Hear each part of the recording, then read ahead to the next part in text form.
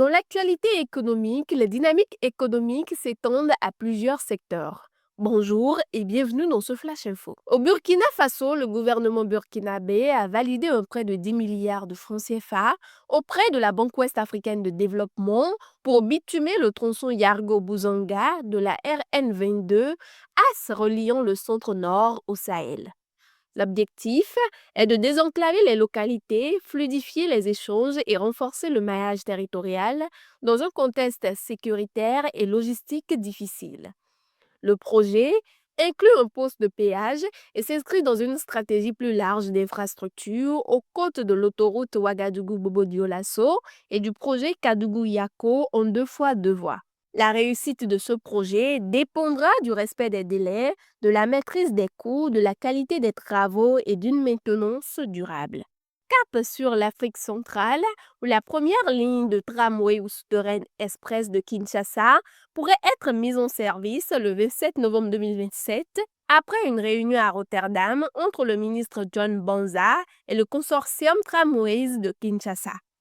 Le projet prévoit 7 lignes modernes en PPP intégrant des solutions énergétiques et la modernisation des axes urbains avec dispositifs de drainage contre les inondations sous la coordination de l'Agence congolaise des grands travaux. Plus de 40 ingénieurs ont identifié la nécessité de 173 ponts entre le centre-ville et l'aéroport de Ndjili, illustrant l'ampleur technique de ce projet pour transformer la mobilité urbaine. Toujours dans le transport, mais cette fois-ci dans le secteur aérien, Taj Angola Airlines a réceptionné son 5e Airbus A220-300, poursuivant la modernisation de sa flotte dans le cadre du plan 2024-2029 qui vise 50 appareils contre une vingtaine actuellement.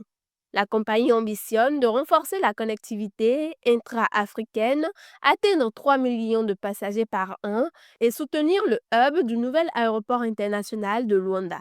Grâce à un partenariat avec Standard Bank, les billets peuvent être désormais achetés à crédit, élargissant l'accès au transport aérien et renforçant la rentabilité des infrastructures. On termine avec l'Afrique du Sud, où la société Ontem a mis sous tension la sous-station Gamma BMTS, construite par la National Transmission Company South Africa, afin de raccorder au réseau national 420 MW issus de 3 parcs éoliens.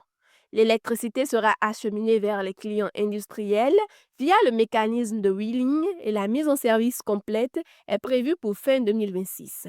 Cette étape contribue à intégrer davantage les énergies renouvelables dans un mix encore dominé par le charbon et s'inscrit dans un portefeuille sécurisé de plus de 2,7 gigawatts. Ce sera tout pour ce flash. Merci pour votre attention et excellent week-end à tous.